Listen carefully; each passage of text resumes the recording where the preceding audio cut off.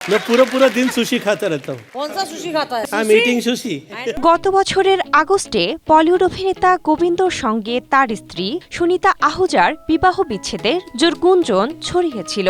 তবে শেষ পর্যন্ত তাদের মধ্যে বিচ্ছেদ হয়নি। গোবিন্দর সঙ্গে এক মারাঠি অভিনেত্রীর পরকীয়ার জেরেই তখন সুনিতা ডিভোর্স চেয়েছিলেন, জানিয়ে স্বীকারোক্তি দিলেন এই বলিউড তারকা।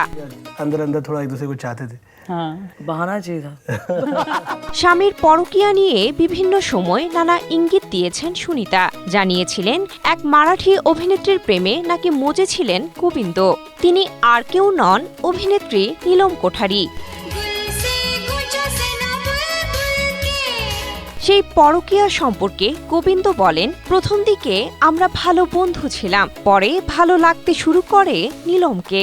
তবে সেই সময়কার ভালোবাসা এখনকার মতো ছিল না। এক সময় ভুল বুঝতে পেরে নিজেই সরে আসি নীলমের কাছ থেকে।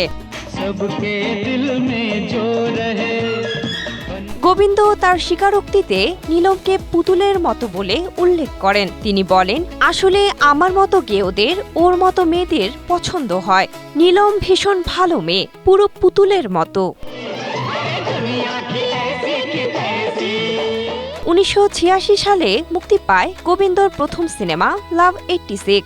এই সিনেমার সাফল্যের পর দীর্ঘদিনের প্রেমিকা সুনিতাকে বিয়ে করেন গোবিন্দ। প্রথম দিকে খুব ভালো থাকলেও পরবর্তী সময়ে বিবাহিত জীবন সুখের ছিল না তাদের। গোবিন্দর জনপ্রিয়তা যখন শিখরে, সেই সময় একাধিক নারীর সঙ্গে তার প্রেমের গুঞ্জন শোনা গেছে। এখনও মাঝে মধ্যে চাউর হয় নানা কথা।